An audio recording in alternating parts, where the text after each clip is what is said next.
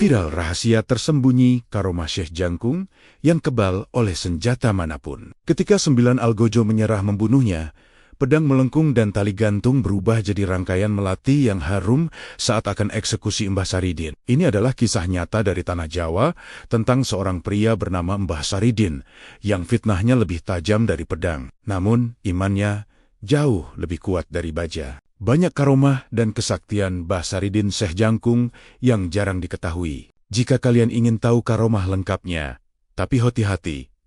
Kisah ini sering disalahpahami, jadi tonton sampai akhir agar kamu tidak keliru menilai siapa yang zalim, siapa yang difitnah, dan apa makna karomah yang sebenarnya. Kalau kamu merasa kisah ini bermanfaat, sebarkan ke grup keluarga dan teman.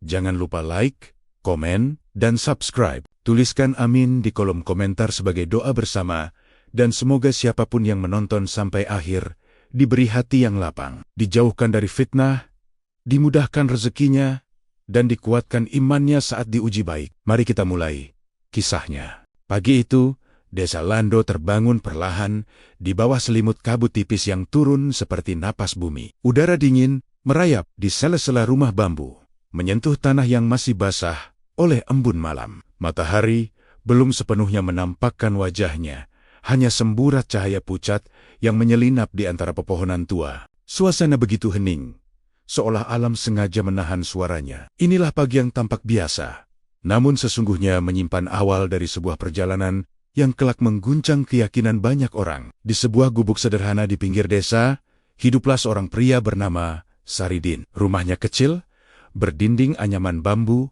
yang mulai menguning dimakan usia, beratapkan jerami yang sesekali bocor saat hujan turun deras. Tidak ada perabot mewah di dalamnya, hanya amben kayu, tungku tanah liat, dan beberapa alat kerja yang tersusun rapi. Namun justru dari kesederhanaan itulah terpancar ketenangan yang sulit dijelaskan dengan kata-kata. Saridin duduk di amben depan rumahnya, tangannya yang kasar karena kerja di sawah bergerak pelan, memperbaiki jala ikan yang robek. Setiap simpul diikat dengan sabar, seolah tak ada hal lain di dunia yang lebih penting dari pekerjaan kecil itu. Nafasnya teratur, menyatu dengan kicau burung pipit di dahan pohon sawo di samping rumah. Tidak ada doa yang diucapkan dengan suara keras. Tidak ada wirid yang dipamerkan. Namun siapapun yang memandangnya akan merasakan kedamaian yang mengalir tanpa diminta. Beberapa warga yang melintas di jalan tanah depan rumahnya sering berhenti sejenak, bukan untuk bertanya, bukan pula untuk meminta nasihat. Mereka hanya ingin merasakan ketenangan yang entah bagaimana muncul saat berada dekat dengannya. Saridin tak banyak bicara. Senyumnya sederhana, tapi cukup untuk meluruhkan beban di dada orang-orang yang datang dengan pikiran kusut. Ia tidak pernah mengaku sebagai orang alim, tidak pula mengajarkan petuah panjang. Kehadirannya saja sudah menjadi jawaban. Desa Lando sendiri adalah desa kecil yang hidup dari sawah dan kebun. Warganya sederhana, saling mengenal, namun seperti desa lain, tidak luput dari persoalan kecil, perselisihan batas tanah, kecemburuan, dan keluhan hidup yang terus berulang. Di tengah kehidupan seperti itulah, Saridin menjadi sosok yang berbeda. Ia tidak memihak siapapun, tidak menempatkan diri di atas orang lain. Ia hanya menjalani hidupnya dengan lurus, dan justru itulah yang membuat banyak hati condong kepadanya. Pagi itu, Saridin menyelesaikan jalannya, lalu menatap kabut yang mulai menipis. Matanya jernih, tidak menyimpan ambisi, tidak pula bayangan masa depan yang gemerlap. Ia hanya bersyukur masih diberi waktu untuk menghirup udara pagi, merasakan dingin yang menggigit kulit, dan mendengar alam berbicara dalam diam. Bagi Saridin, hidup tidak perlu dikejar. Hidup cukup dijalani dengan jujur. Namun, ketenangan yang terlalu utuh seringkali mengundang kegelisahan bagi mereka yang hidup dari kekuasaan dan pengakuan. Di balik rimbunnya pepohonan tua yang mengelilingi desa Lando, takdir mulai bergerak perlahan. Apa yang tampak sebagai pagi biasa, sesungguhnya adalah titik awal dari sebuah gelombang besar. Sebuah cahaya kecil telah menyala di desa terpencil ini. Dan cepat atau lambat, cahaya itu akan menarik perhatian baik dari mereka yang mencari kebenaran, maupun dari mereka yang takut kehilangannya. Matahari mulai naik lebih tinggi ketika denyut kehidupan desa Lando bergerak semakin cepat. Kabut pagi telah sirna, digantikan cahaya hangat yang memantul di daun padi muda. Dari kejauhan terdengar suara cangkul menghantam tanah, disusul obrolan para petani yang saling bersahutan. Namun pagi itu, ketenangan desa sedikit terganggu. Di sawah bagian utara, Dekat saluran irigasi utama, beberapa warga tampak berkumpul dengan wajah tegang. Air yang biasanya mengalir tenang ke petek-petek sawah mendadak berhenti. Saluran irigasi tersumbat oleh batu-batu besar yang jatuh dari tebing kecil akibat hujan semalam. Padi-padi muda mulai menguning kehausan. Suara keluhan berubah menjadi perdebatan. Ada yang menyalahkan warga hulu, ada yang menuduh kelalaian penjaga saluran air. Nada bicara meninggi, emosi ikut naik, dan kesabaran menipis seiring matahari yang semakin terik. Saridin mengetahui keributan itu bukan dari panggilan, melainkan dari perubahan suara desa. Ia meninggalkan gubuknya tanpa tergesa. Langkahnya ringan menyusuri pematang sawah. Tidak ada niat untuk menjadi penengah, apalagi pemimpin. Ia hanya merasa bahwa air yang terhenti adalah urusan semua orang, bukan alasan untuk saling melukai dengan kata-kata. Setibanya di lokasi, Saridin tidak berkata apa-apa. Ia meletakkan capingnya di tepi sawah, menggulung celana pangsinya, lalu turun ke parit yang airnya keruh. Tangannya menyentuh batu pertama, dingin dan berat. Ia mendorongnya perlahan, mengatur napas, lalu memindahkannya ke tepi. Batu kedua, lalu ketiga. Gerakannya tidak tergesa, namun pasti. Tidak ada keluhan yang keluar dari bibirnya. Perdebatan yang semula panas perlahan mereda. Satu persatu petani terdiam, menatap Saridin yang bekerja sendirian tanpa sepatah kata pun. Rasa malu menyelinap pelan, menundukkan ego yang sejak tadi meninggi. Seorang petani akhirnya ikut turun ke parit, disusul yang lain. Tanpa komando, mereka mulai bekerja bersama. Bahu saling bersentuhan, tangan saling membantu, dan amarah berganti menjadi kelelahan yang jujur. Tak lama kemudian, air kembali mengalir, deras, jernih, dan tanpa pilih kasih. Ia menyusup ke setiap petak sawah, membasahi tanah yang mulai retak. Padi-padi seakan bernapas kembali. Beberapa petani tersenyum lega, yang lain hanya terdiam, menyadari betapa dekatnya mereka dengan perpecahan yang tak perlu. Saridin berdiri di tepi parit, membasuh tangannya, lalu menatap aliran air yang bergerak tenang. Dengan suara pelan, hampir seperti bisikan untuk dirinya sendiri, ia berkata bahwa air tidak pernah bertanya siapa yang pantas menerima. Ia mengalir kemana saja, memberi hidup tanpa menimbang jasa atau dosa. Kalimat itu sederhana, namun menancap di hati mereka yang mendengarnya. Sejak hari itu, nama Saridin semakin sering disebut. Bukan karena ia mengangkat dirinya, melainkan karena orang-orang mengangkatnya dalam cerita kecil mereka. Dari satu sawah ke sawah lain, dari satu desa ke desa berikutnya, kisah tentang ketenangan yang melunakkan amarah mulai menyebar. Banyak yang datang ke Lando hanya untuk duduk sejenak di dekatnya, berharap kegundahan mereka ikut luruh seperti batu yang dipindahkan dari aliran air. Namun, cahaya yang menenangkan seringkali tampak menyilaukan bagi mereka yang hidup dari ketakutan kehilangan pengaruh. Di balik keteduhan peristiwa hari itu, ada mata yang mulai memandang Saridin dengan curiga. Bagi sebagian orang, ketenangan seperti itu bukan berkah, melainkan ancaman yang suatu saat harus dihentikan. Hari-hari setelah peristiwa di saluran irigasi berlalu dengan irama yang berbeda di desa Lando. Sawah kembali hijau, air mengalir lancar, dan wajah-wajah yang semula tegang kini lebih sering dihiasi senyum. Namun, ada sesuatu yang berubah, sesuatu yang tak kasat mata. Nama Saridin mulai berembus dari mulut ke mulut, bukan sebagai pahlawan, melainkan sebagai jawaban yang datang tanpa diminta. Orang-orang menyebutnya pelan, seolah takut merusak maknanya jika diucapkan terlalu keras. Mereka datang dari desa-desa sekitar, berjalan kaki sejak fajar, atau menumpang pedati tua. Ada yang membawa keluhan rumah tangga, ada yang memikul beban hutang, ada pula yang hanya ingin duduk diam dan menenangkan hati.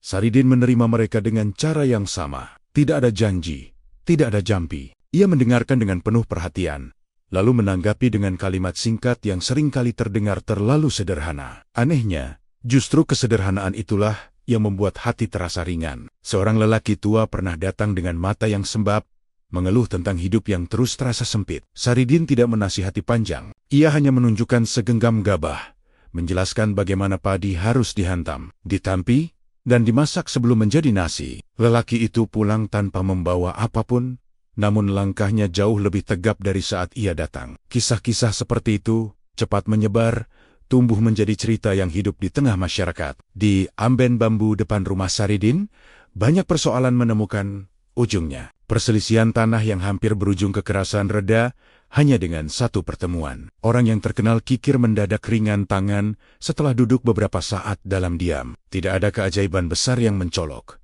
Tidak ada pertunjukan yang memukau mata. Namun perubahan-perubahan kecil itu justru terasa lebih nyata dan sulit disangkal. Ketenaran yang lahir tanpa niat itulah yang perlahan menarik perhatian dari tempat yang jauh lebih tinggi. Di pusat kadipaten, para pejabat mulai mendengar nama Saridin disebut oleh rakyat, bukan dengan nada memberontak, melainkan dengan rasa hormat yang tulus. Bagi sebagian penguasa, penghormatan yang tidak melalui jalur resmi adalah pertanda bahaya, apalagi jika datang dari seorang pria desa tanpa gelar dan tanpa kedudukan. Di balik dinding batu dan kursi jati yang megah, muncul kegelisahan. Bagaimana mungkin seorang tanpa jabatan lebih didengar daripada titah kekuasaan? Pertanyaan itu tidak diucapkan dengan lantang, namun bergema di ruang-ruang sunyi, tempat ambisi bersemayam. Cahaya yang terlalu terang seringkali dianggap mengancam bayangan yang selama ini nyaman. Sementara itu, Saridin tetap menjalani hidupnya seperti biasa. Ia masih pergi ke sawah,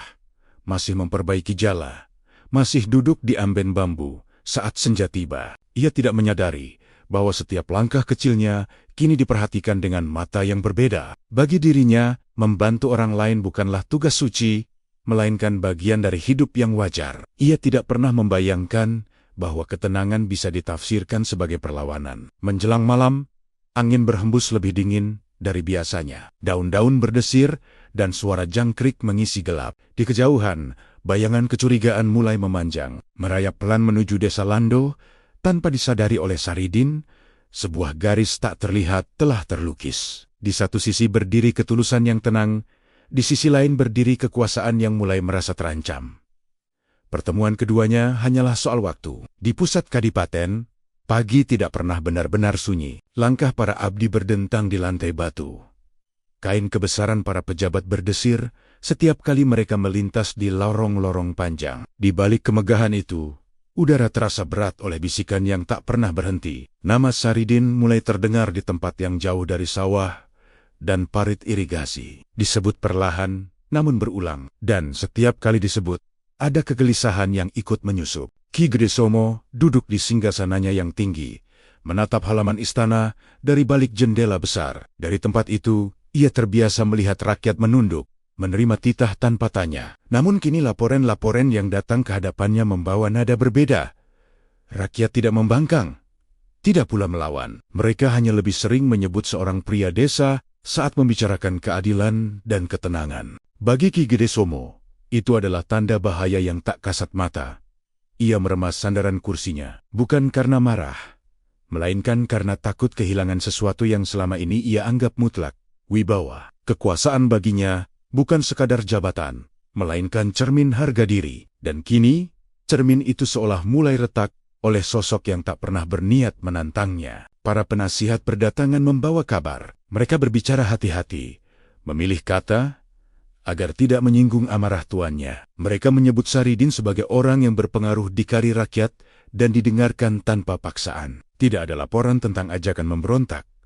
Tidak ada seruan melawan kadipaten. Justru itulah yang membuat Ki Gede Somo semakin gelisah. Pengaruh tanpa perlawanan jauh lebih sulit ditundukkan. Di ruang itu, lahir kecurigaan yang perlahan berubah menjadi prasangka. Bagaimana jika ketenangan Saridin hanyalah topeng? Bagaimana jika di balik wajah teduh itu tersembunyi ambisi besar? Pertanyaan-pertanyaan itu berputar tanpa jawaban, namun cukup untuk menyalakan api kecil di dalam hati penguasa. Ki Gede Somo memerintahkan para telik sandi untuk bergerak, tidak dengan senjata, melainkan dengan telinga dan mata yang waspada. Mereka diminta mengamati setiap kata Saridin, setiap geraknya, setiap orang yang datang menemuinya. Tujuannya jelas, mencari celah sekecil apapun yang bisa dijadikan alasan untuk menghentikan pengaruhnya sebelum tumbuh semakin besar. Sementara itu, Desa Lando tetap berjalan dalam kesederhanaannya. Saridin tidak tahu bahwa langkah-langkahnya kini diikuti dari kejauhan. Ia tetap menerima tamu dengan senyum yang sama, tetap bekerja dengan tangan yang sama. Baginya, hidup tidak berubah. Namun di balik ketenangan itu, jaring perlahan mulai dirajut. Menjelang senja, Ki Gede Somo berdiri di beranda istana, memandang langit yang mulai memerah. Warna itu mengingatkannya pada bara yang perlahan menyala. Ia tahu, jika dibiarkan, cahaya Saridin akan terus menarik hati rakyat. Dan bagi seorang penguasa yang hidup dari pengakuan, itu adalah ancaman yang tidak bisa ditoleransi. Malam turun bersama keputusan yang tak terucap. Di balik singgasana yang megah, bisikan-bisikan berubah menjadi rencana. Sebuah ujian akan disiapkan, bukan untuk mencari kebenaran, melainkan untuk menjebak. Tanpa disadari Saridin, langkahnya kini mengarah ke persimpangan yang akan mengubah hidupnya selamanya. Sejarah mulai menggeser arah, perlahan namun pasti. Pagi itu, pasar di desa Lando lebih ramai dari biasanya. Bau tanah basah bercampur aroma sayur segar dan asap dapur para pedagang. Orang-orang berlalu lalang,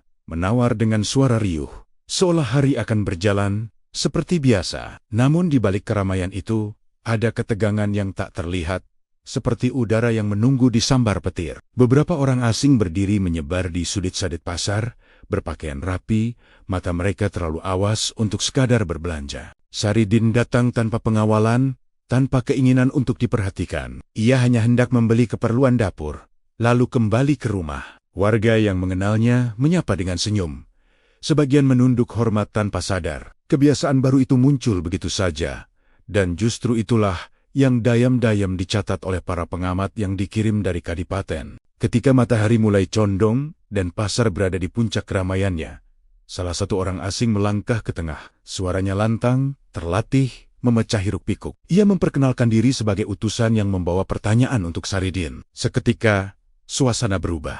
Percakapan terhenti, langkah melambat, dan perhatian tertuju pada satu titik. Saridin menoleh dengan tenang.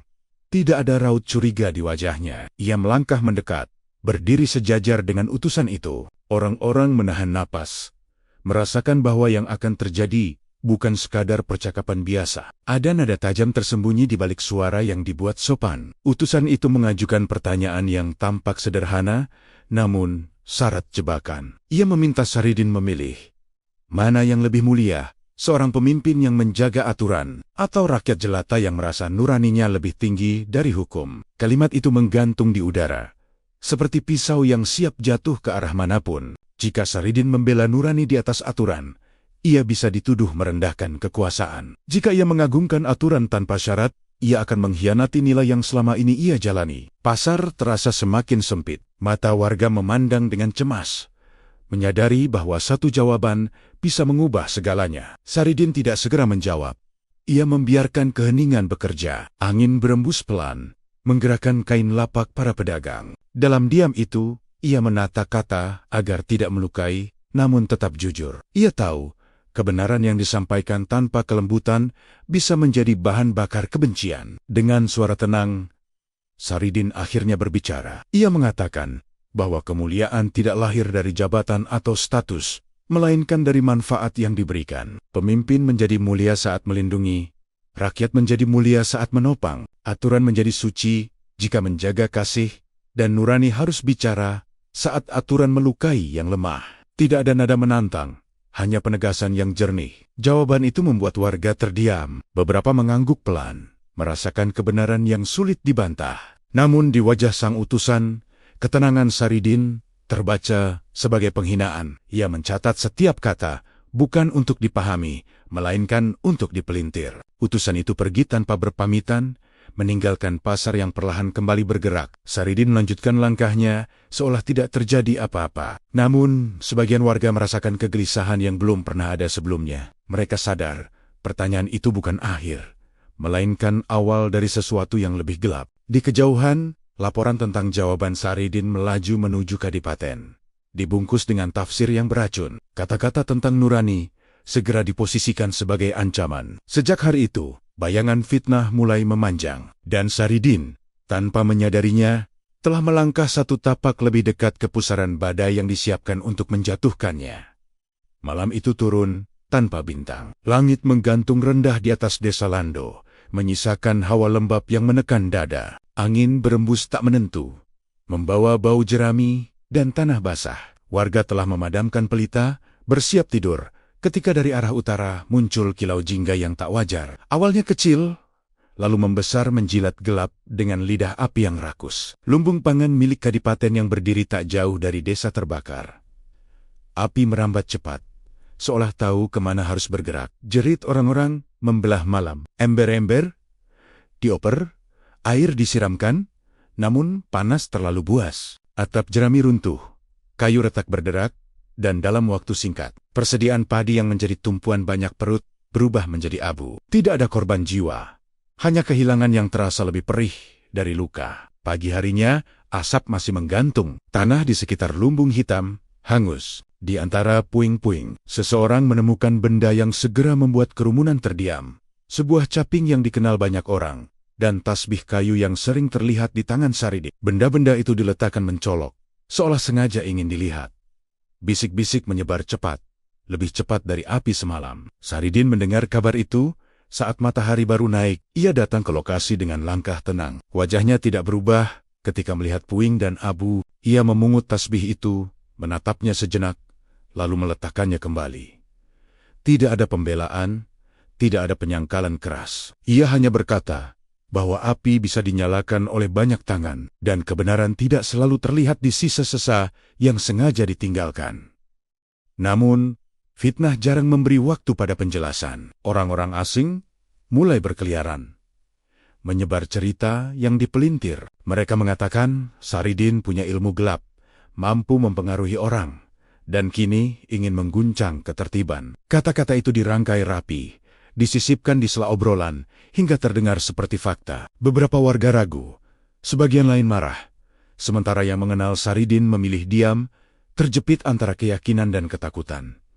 Dari pusat kadipaten, keputusan bergerak cepat. Api semalam dijadikan alasan. Bukti palsu disiapkan untuk menutup celah pertanyaan. Bagi mereka yang merasa terancam, ini adalah kesempatan emas untuk memadamkan cahaya yang dianggap berbahaya. Perintah dikeluarkan, tanpa penyelidikan panjang, tanpa mendengar suara desa.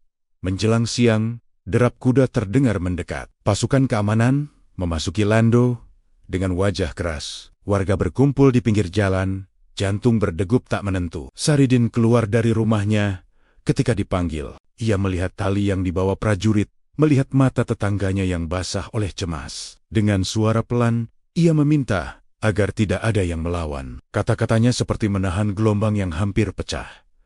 Tangan Saridin diikat. Simpulnya kencang, dingin. Ia melangkah meninggalkan rumah bambunya, melewati jalan tanah yang selama ini ia pijak dengan bebas. Beberapa orang menunduk, tak sanggup menatap. Yang lain menggenggam caping, menahan tangis. Di sepanjang jalan, fitnah berjalan beriringan dengan debu. Saridin tidak menoleh ke belakang. Dalam langkah terikat itu, ia menjaga napasnya tetap teratur. Bagi dirinya, api yang membakar lumbung bukanlah ujian pertama, dan bukan pula yang terakhir. Ia tahu, ada api yang lebih berbahaya dari nyala jerami api prasangka. Dan pagi itu, api itu telah menyala terang, menuntunnya menuju gerbang ujian yang lebih besar. Perjalanan menuju kadipaten terasa panjang dan sunyi. Kuda-kuda berjalan lambat menyusuri jalan berbatu, sementara debu menempel di kaki dan wajah para prajurit. Di tengah iring-iringan itu, Saridin melangkah dengan tangan terikat. Tali kasar melilit pergelangan yang selama ini hanya mengenal cangkul dan jala. Setiap tarikan tali terasa nyata, namun tidak satu pun mampu mengguncang ketenangan di matanya. Ia berjalan seperti orang yang tahu kemana arah langkahnya, meski tidak tahu apa yang menantinya di ujung jalan. Warga desa Lando berdiri di sepanjang jalan, menyaksikan kepergian itu dengan perasaan bercampur. Ada yang ingin berteriak membela, ada yang ingin mengejar, namun semua tertahan oleh ketakutan. Mereka tahu, satu gerakan salah bisa berujung petaka.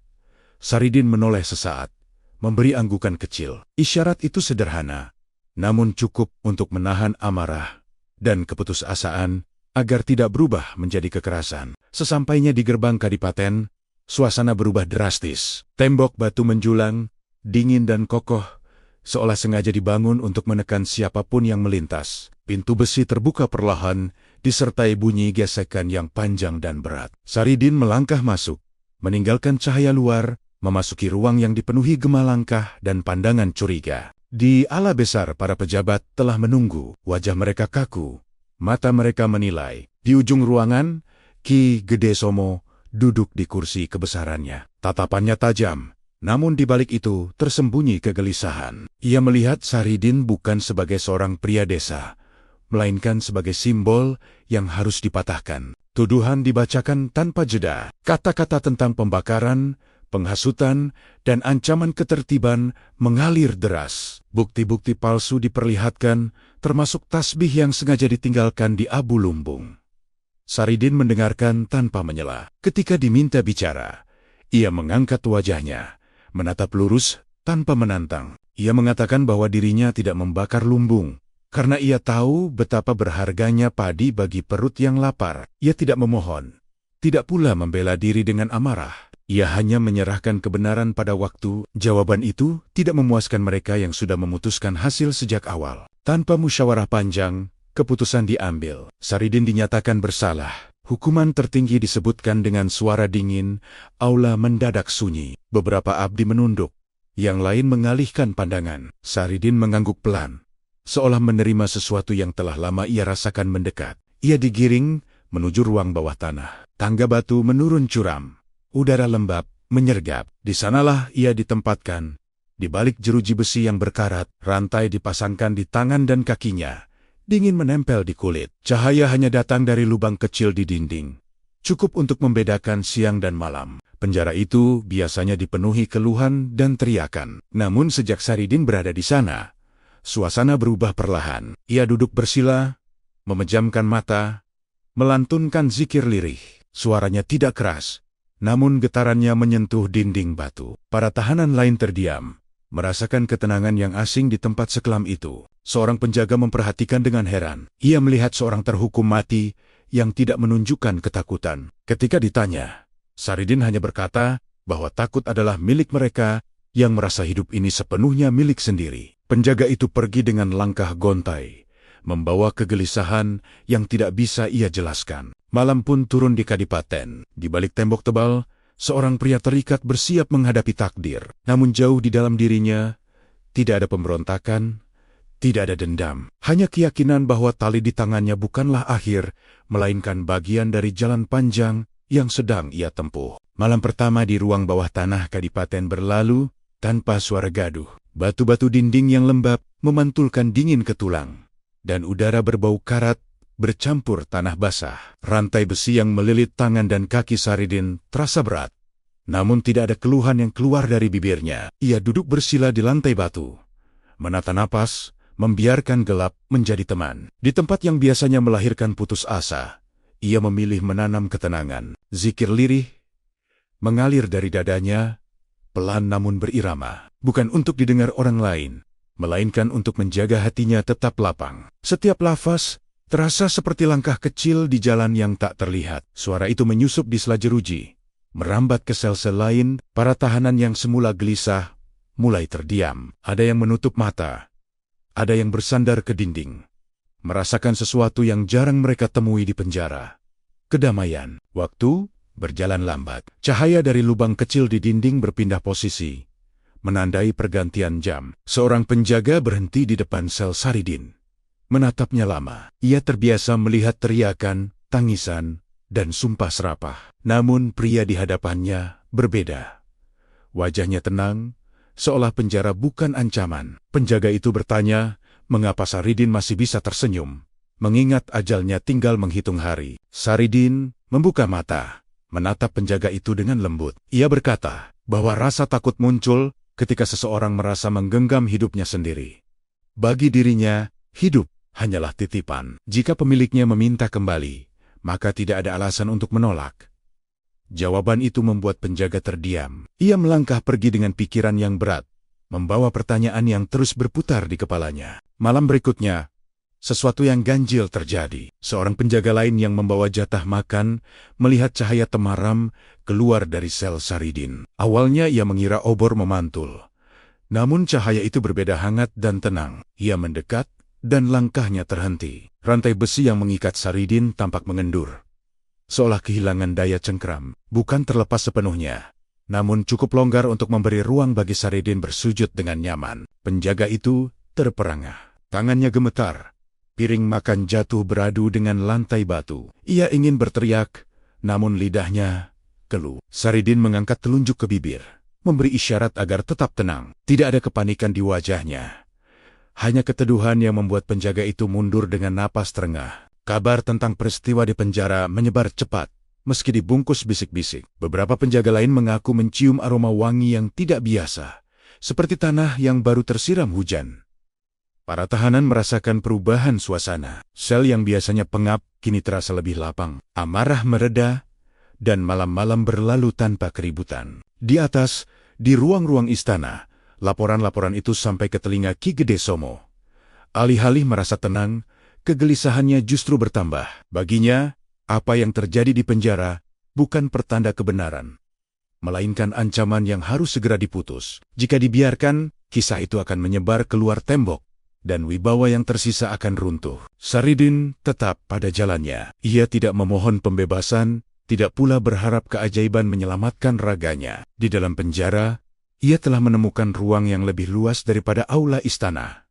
Ia tahu, badai belum usai. Ujian berikutnya akan datang lebih keras, dan ia bersiap menghadapinya dengan hati yang sama tenang, jujur, dan tanpa dendam. Malam itu, lorong penjara diterangi obor yang bergerak pelan. Bayang-bayang menari di dinding batu, memanjang, dan memendek seiring langkah para pengawal. Suara kaki berhenti di depan sel Saridin. Pintu besi berderit terbuka, dan udara dingin menyeruak masuk. Ki Gede Somo melangkah mendekat, tidak dengan pedang atau amarah terbuka, melainkan dengan wajah yang dibuat ramah dan nada yang disusun hati-hati. Di belakangnya, seorang abdi membawa nampan berisi hidangan hangat. Uapnya mengepul, aroma rempah menyusup ke ruang yang biasanya hanya mengenal bau karat. Pengawal lain mengangkat peti kecil, membukanya perlahan. Di dalamnya, kepingan emas berkilau memantulkan cahaya obor. Kilau itu disengaja, seperti umpan yang dilempar ke air tenang. Ki Gede Somo berbicara lembut,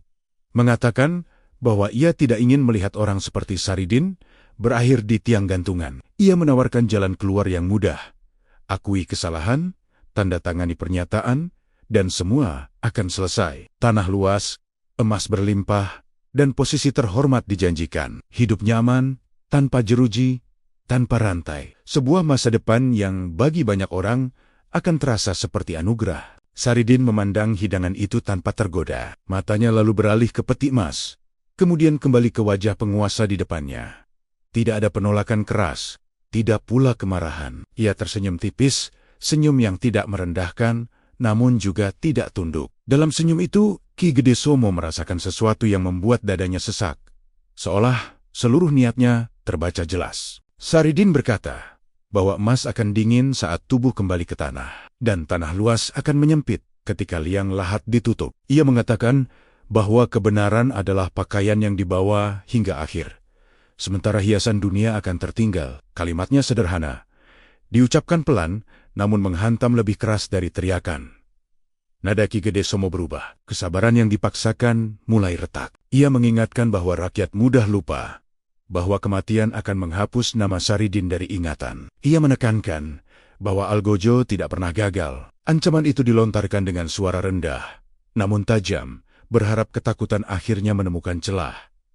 Saridin menggeleng pelan. Ia mengatakan bahwa jika napasnya harus berhenti, maka ia ingin berhenti dalam keadaan jujur. Baginya, rintangan hanyalah kerikil di jalan pengabdian. Kata-kata itu tidak menggurui, namun cukup untuk memadamkan sisa harapan Ki Gede Somo akan penyerahan diri.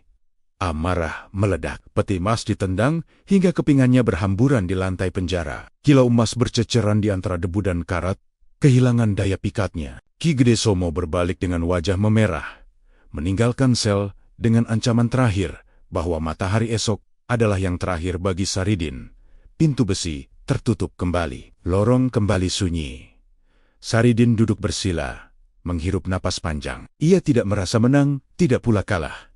Ia hanya merasa mantap. Di luar, awan hitam menutupi bulan, seolah alam ikut menahan napas menunggu fajar. Di saat yang sama, keputusan telah diambil. Eksekusi dipercepat, alun-alun disiapkan, Algojo dipanggil. Namun, di balik semua persiapan itu, ada satu hal yang tidak dipahami oleh mereka yang berkuasa, bahwa kebenaran yang menolak dijual tidak bisa dipatahkan dengan ancaman atau janji. Malam itu menjadi saksi bahwa Saridin telah memilih jalannya sepenuhnya, dan fajar akan membawa ujian yang akan mengguncang nalar siapapun yang menyaksikannya. Fajar merekah dengan warna merah pucat di langit kadipaten. seolah matahari enggan naik sepenuhnya. Udara pagi terasa berat, menekan dada siapapun yang menghirupnya. Di alun-alun, sebuah panggung kayu telah berdiri sejak malam, kaku dan sunyi. Tali-tali digantung rapi, pedang diasah hingga mengilap. Setiap persiapan dilakukan tanpa suara berlebih, namun justru itulah yang membuat suasana semakin mencekam. Rakyat mulai berdatangan dari berbagai penjuru. Mereka berdiri rapat, wajah tertunduk, langkah tertahan. Tidak ada sorak, tidak ada teriakan. Yang terdengar hanya desah napas dan gesekan kaki di tanah. Banyak yang datang bukan karena ingin menyaksikan kematian, melainkan karena tidak sanggup tinggal diam di rumah ketika kebenaran dipertaruhkan di depan mata mereka. Di balkon istana, Ki Gede Somo berdiri tegak, mengenakan busana kebesaran. Dari sana, ia memandang lautan kepala rakyat yang berkumpul. Wajahnya kaku, matanya tajam. Hari itu ia ingin menunjukkan bahwa kekuasaan tidak boleh ditantang, bahwa siapapun yang dianggap mengganggu ketertiban akan berakhir di bawah pedang. Pintu penjara terbuka. Saridin keluar, diiringi 2 penjaga. Rantai di kakinya berdenting pelan setiap kali ia melangkah. Namun langkahnya tidak goyah. Wajahnya bersih, seolah semalam ia tidur nyenyak, bukan menanti maut. Ketika ia melewati kerumunan, tangis tertahan pecah. Beberapa orang menutup wajah, tak sanggup menatap. Yang lain berbisik memanggil namanya dengan suara bergetar. Saridin berhenti sejenak. Ia menoleh, mengangguk kecil kepada warga yang memandangnya dengan mata basah. Tidak ada pesan panjang, hanya ketenangan yang seolah berkata bahwa semuanya akan baik-baik saja. Isyarat itu membuat banyak orang terisak lebih dalam, menyadari betapa tabahnya pria yang akan kehilangan hidupnya demi kejujuran. Ia menaiki tangga panggung kayu. Setiap pijakan terasa bergema di alan-alan yang sunyi. Algojo berdiri menunggu, bertubuh kekar, wajah tertutup kain hitam. Pedang besar digenggam erat. Cahaya matahari pagi memantul di bilahnya, menyilaukan mata. Angin berembus kencang, menggoyangkan panji-panji kadipaten hingga berkepak keras, seperti suara peringatan. Ki Gede Somo mengangkat tangan. Suaranya menggema melalui corong perunggu, menyebut Saridin sebagai pembangkang yang akan menerima hukuman. Tidak ada pembelaan yang diberi ruang. Kata-kata itu jatuh dingin, menutup pintu bagi keadilan yang sejati. Saridin berlutut di tengah panggung. Ia menundukkan kepala, membiarkan lehernya terbuka. Bibirnya bergerak lirih, melafalkan asma Tuhan dengan keyakinan penuh. Di saat itu, alun-alun seakan berhenti bernapas. Burung-burung yang terbang di atas mendadak menghilang. Angin menahan hembusannya. Algojo mengangkat pedang tinggi-tinggi. Ototnya menegang, napasnya berat. Isyarat telah diberikan. Semua mata terpejam, semua hati berdebar. Detik itu terasa panjang, seolah waktu sendiri ragu untuk melangkah maju. Tidak ada yang tahu apa yang akan terjadi setelah tebasan itu. Yang jelas, pagi itu bukan sekadar tentang kematian seorang pria. Ia adalah ambang antara keyakinan dan kekuasaan, antara kebenaran dan keangkuhan. Dan di alun-alun yang menahan napas itu, sejarah bersiap menorehkan salah satu bab paling mengejutkan dalam ingatan manusia. Saat isyarat terakhir diberikan, Algojo mengayunkan pedangnya dengan segenap tenaga. Bilah baja meluncur cepat, membelah udara pagi dengan suara tajam yang membuat jantung berdegup kencang. Namun yang terdengar berikutnya bukanlah suara daging tertebas, melainkan dentingan keras, nyaring, dan memekakan telinga. Suara logam bertemu sesuatu yang tak kasat mata, menggema ke seluruh alun-alun. Pedang itu berhenti, bukan karena ditahan tangan manusia, melainkan karena melengkung di udara. Bilah baja yang terkenal tajam kini bengkok seperti besi lunak yang dipaksa menabrak batu karang. Algojo terhuyung ke belakang, nyaris terjatuh. Tangannya gemetar memegang gagang senjata yang kini tak lagi lurus. Wajahnya pucat, napasnya terengah. Matanya membelalak menatap apa yang tak mampu ia pahami. Saridin tetap berlutut. Tidak ada luka di lehernya, tidak ada darah. Wajahnya tenang, seolah tidak ada yang baru saja terjadi. Di tengah kekacauan batin orang-orang di sekelilingnya, ia tetap berada dalam diam yang utuh. Kerumunan mulai bergemuruh pelan. Bisikan keheranan menyebar seperti riak air, tumbuh menjadi gumaman yang sulit dibendung. Ki Gede Somo bangkit dari tempatnya. Matanya menyala, bukan oleh keajaiban, melainkan oleh ketakutan yang dibungkus amarah.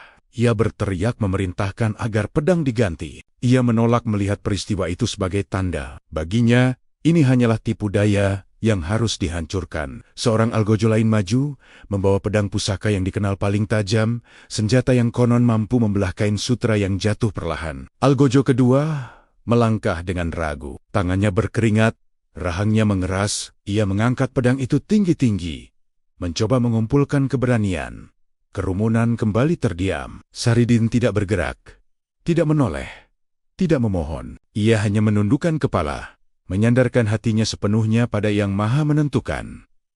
Tebasan kedua dilepaskan, kali ini lebih cepat, lebih kuat. Namun, sebelum bilah itu menyentuh kulit, sesuatu terjadi. Pedang itu bergetar hebat, lalu pecah di udara. Serpihan logam beterbangan, berkilau sejenak sebelum jatuh ke panggung kayu. Suara kepingan besi berhamburan terdengar jelas, seperti hujan kecil yang jatuh di atas sunyi. Kerumunan tersentak, beberapa orang menjerit, yang lain berseru menyebut kebesaran Tuhan.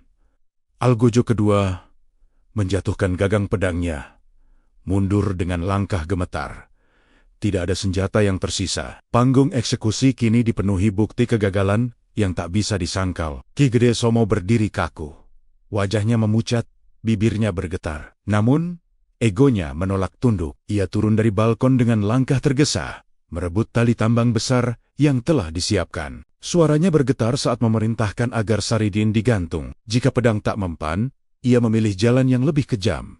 Saridin menatapnya dengan pandangan penuh iba. Ia bertanya pelan, apakah semua ini belum cukup menjadi peringatan? Namun pertanyaan itu tenggelam dalam amarah penguasa yang merasa wibawanya runtuh di hadapan rakyat. Tali dililitkan di leher Saridin, simpul dikencangkan, kayu penopang disiapkan, kerumunan menutup mata. Tangis pecah. Banyak yang tidak sanggup lagi menyaksikan. Di saat kayu ditarik dan tubuh Saridin terangkat, alun-alun kembali diliputi sunyi yang menyesakkan. Semua orang menunggu akhir yang tak terhindarkan, tanpa tahu bahwa apa yang akan terjadi selanjutnya akan melampaui batas nalar mereka. Di detik-detik itu, bukan hanya pedang yang menolak darah. Seluruh alam seakan bersiap untuk menyatakan bahwa kebenaran tidak bisa dipatahkan dengan baja, dan bahwa ujian ini belum mencapai puncaknya. Tubuh Saridin terangkat perlahan saat kayu penopang ditarik, tali tambang menegang, berderit pelan, dan kerumunan menjerit tertahan. Beberapa orang jatuh berlutut, yang lain memalingkan wajah, tak sanggup menyaksikan detik yang mereka yakini sebagai akhir.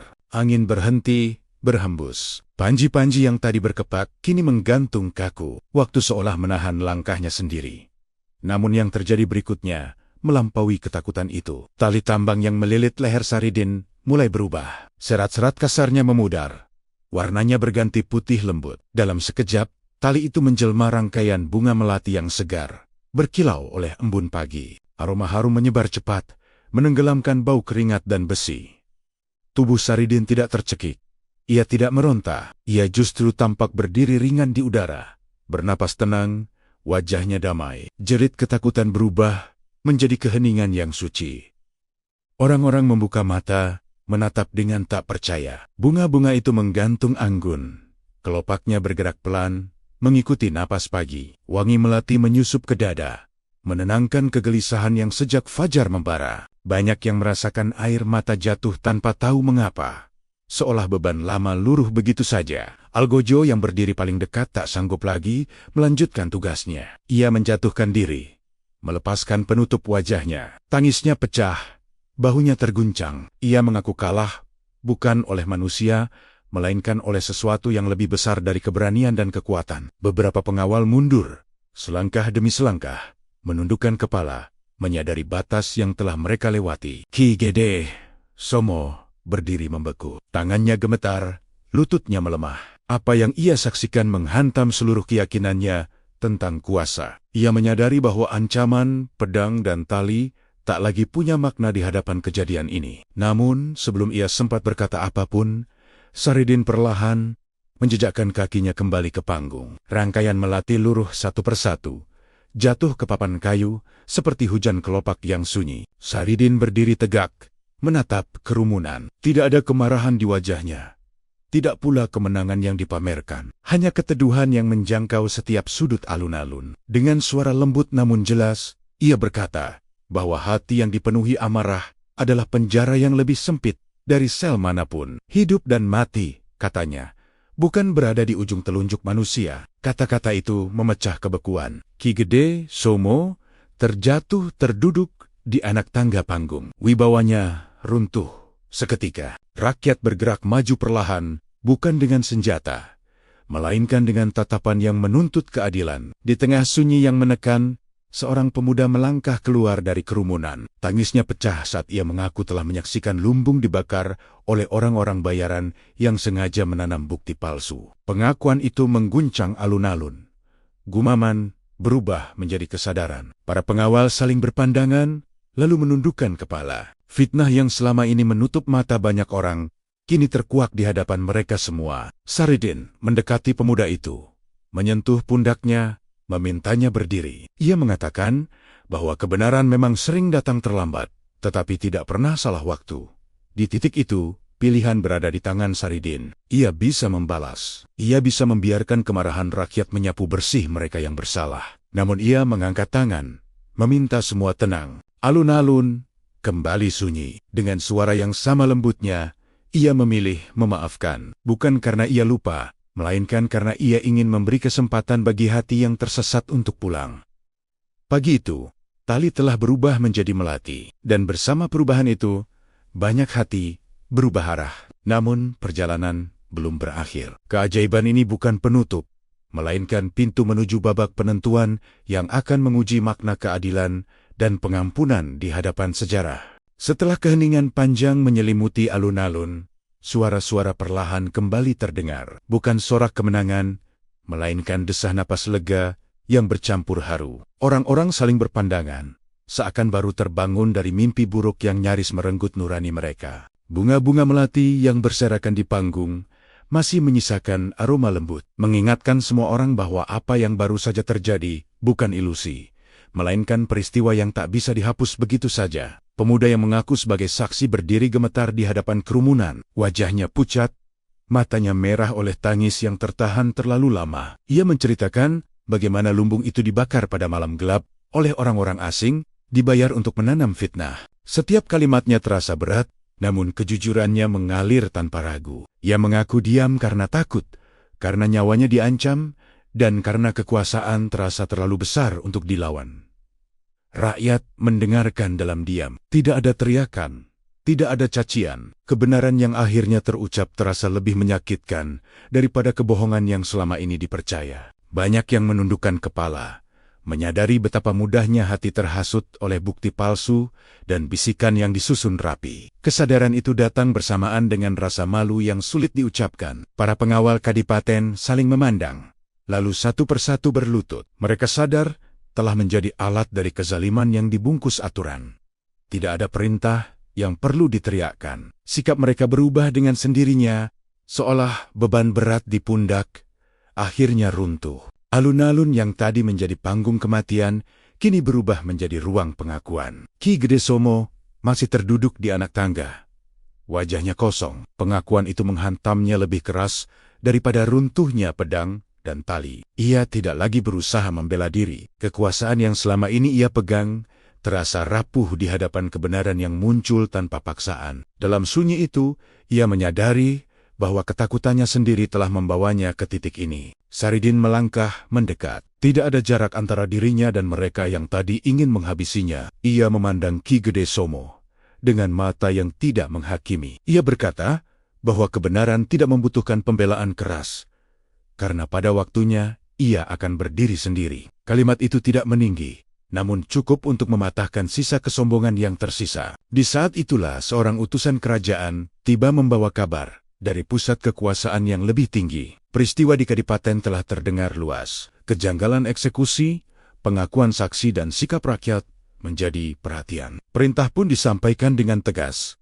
Saridin dibebaskan sepenuhnya, namanya dipulihkan, dan mereka yang terlibat dalam fitnah harus diadili sesuai hukum yang adil. Kerumunan menarik napas panjang. Beberapa orang menangis, yang lain bersujud syukur. Namun Saridin tidak larut dalam euforia. Ia justru meminta agar lumbung yang terbakar segera dibangun kembali, agar tidak ada perut yang lapar karena kesalahan masa lalu. Permintaan itu membuat banyak orang terdiam, lalu mengangguk dengan mata berkaca-kaca. Hari itu, keadilan tidak datang dengan gemuruh, melainkan dengan sunyi yang menenangkan. Pengakuan telah disampaikan, kesalahan diakui, dan kebenaran menemukan jalannya. Namun Saridin tahu, perjalanan belum selesai. Pengampunan telah dibuka, tetapi maknanya baru akan diuji dalam langkah-langkah selanjutnya. Sejarah terus bergerak, dan babak berikutnya menunggu untuk dituliskan. Alun-alun yang tadi menjadi saksi ketegangan, kini berubah menjadi ruang perenungan. Rakyat masih berdiri berjejal,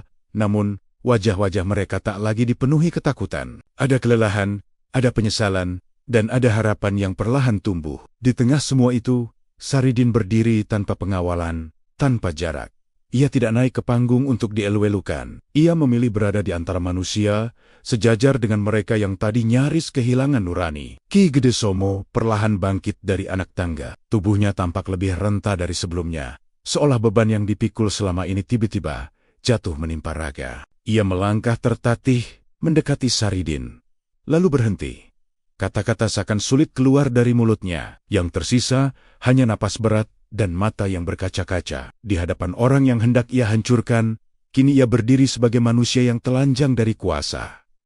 Saridin memecah keheningan dengan suara yang lembut. Ia mengatakan bahwa keadilan sejati tidak selalu berarti pembalasan, bahwa kebenaran telah menampakkan dirinya tanpa perlu pedang dihunus. Ia menyebut pengampunan bukan sebagai tanda kelemahan, melainkan sebagai jalan untuk menghentikan lingkaran kebencian. Kata-kata itu tidak menghakimi, namun justru itulah yang menghancurkan benteng terakhir keangkuhan. Ki Gede Somo jatuh bersimpuh. Tangisnya pecah, tidak tertahan lagi. Di hadapan rakyat yang dulu ia kuasai dengan titah, kini ia meminta ampun. Pemandangan itu membuat banyak orang terdiam. Mereka menyaksikan bagaimana kekuasaan bisa runtuh, bukan oleh serangan, melainkan oleh kelapangan hati. Saridin tidak mengangkatnya dengan paksa, tidak pula membiarkannya lama bersujud. Ia hanya berkata, agar Ki Gede Somo berdiri dan memperbaiki apa yang telah rusak. Pengampunan itu terasa lebih berat dari hukuman apapun, karena ia menuntut perubahan nyata,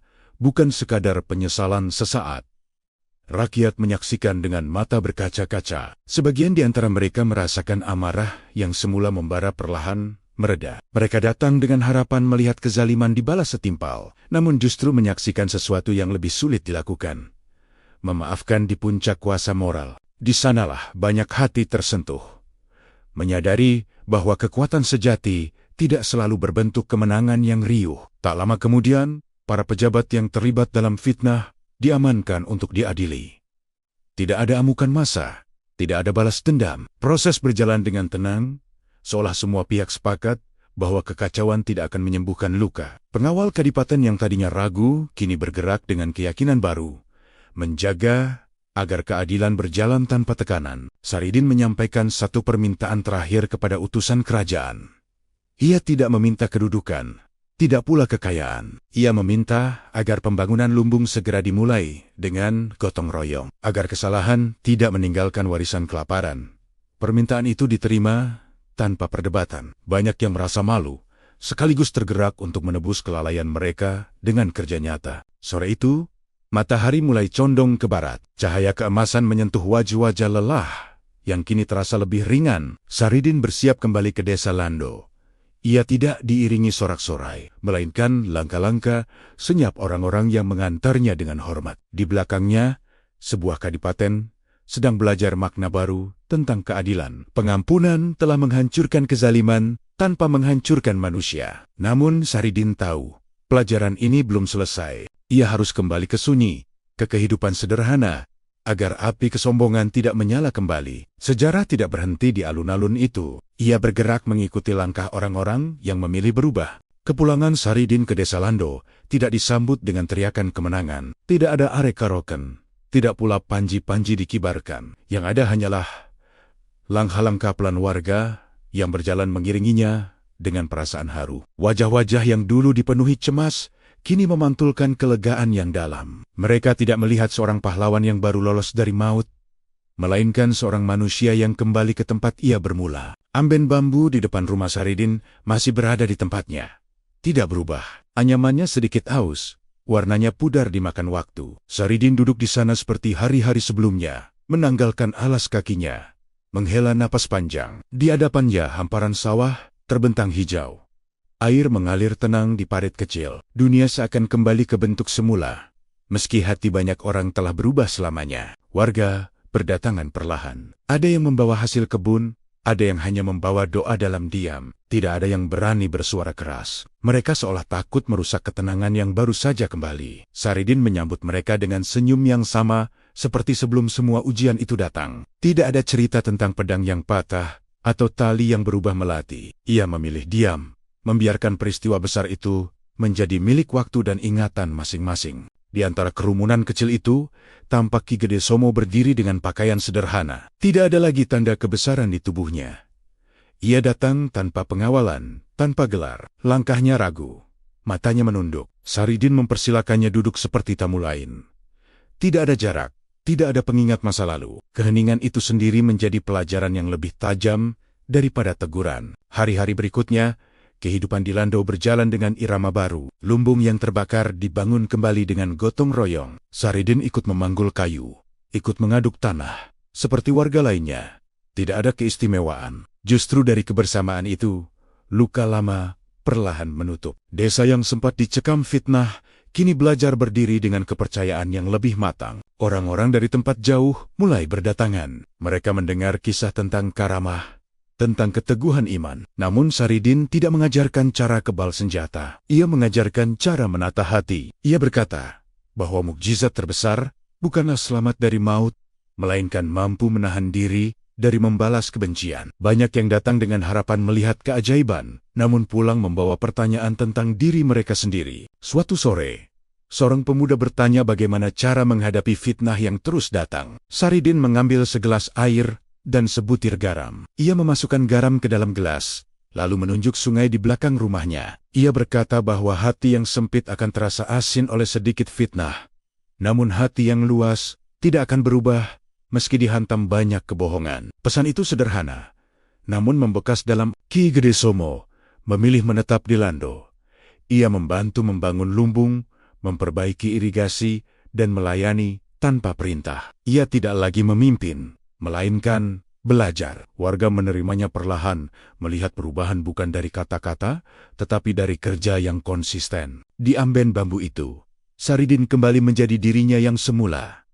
Seorang petani, seorang pendengar, seorang penenang. Namun kini, setiap orang tahu bahwa di balik kesederhanaan itu tersimpan kekuatan yang tidak mencari pengakuan. Dan di desa kecil itu, sebuah warisan baru tumbuh bukan tentang kesaktian, melainkan tentang bagaimana manusia bisa kembali menjadi manusia setelah melewati gelapnya kuasa dan fitnah. Waktu berjalan pelan di desa Lando, seperti sungai yang tak pernah tergesa menuju laut. Musim berganti, padi tumbuh dan dituai, wajah-wajah lama menua, wajah baru lahir membawa harapan. Saridin tetap menjalani hari herenia dalam kesederhanaan yang sama. Ia bangun sebelum fajar, menyentuh tanah dengan kakinya, menyapa alam dengan syukur yang sunyi. Tidak ada perubahan mencolok pada dirinya.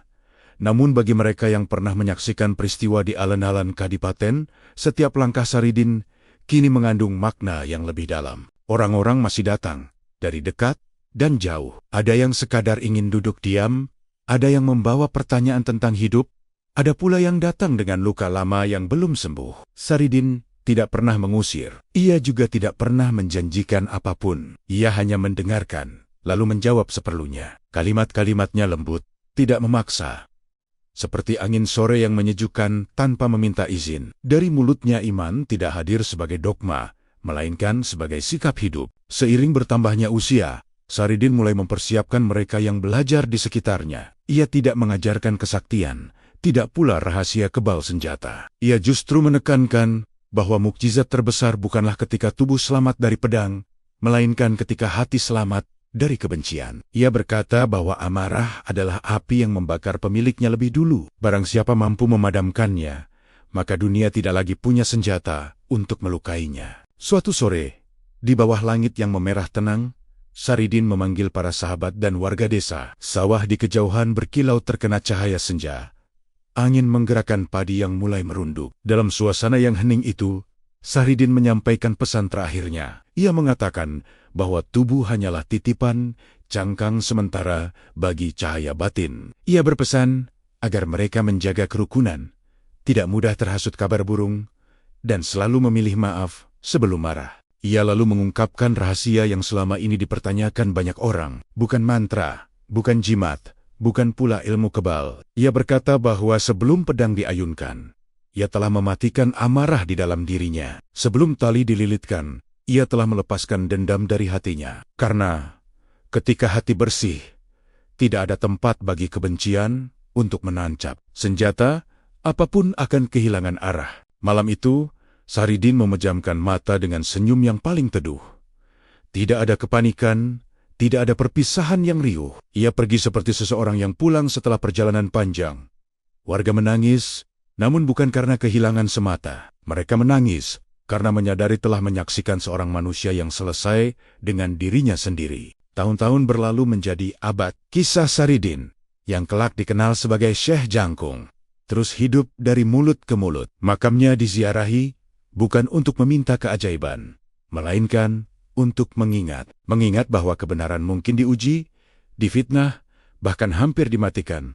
Namun ia selalu menemukan jalannya untuk menang, bukan dengan kekerasan, melainkan dengan kesabaran. Kini, kisah ini sampai kepada kita, bukan sekadar cerita masa lalu, tetapi cermin bagi hari ini. Semoga kisah ini bermanfaat, menenangkan hati, dan menambah keimanan kita semua. Jika kamu merasa tersentuh, jangan lupa like, subscribe, dan tuliskan komentar di channel Wikipedia Sejarah ini agar kisah-kisah penuh makna seperti ini terus hidup dan sampai ke lebih banyak hati. Semoga siapapun yang menonton hingga akhir diberi kelapangan dada, dijauhkan dari fitnah, dikuatkan imannya saat diuji, dan dimudahkan langkahnya dalam kebenaran. Amin. Sejarah telah bergerak, namun pelajarannya tidak pernah usang. Selama manusia masih bergulat dengan amarah dan kuasa, cahaya dari kisah ini akan terus menyala, mengingatkan bahwa hati yang luas selalu lebih kuat daripada baja manapun.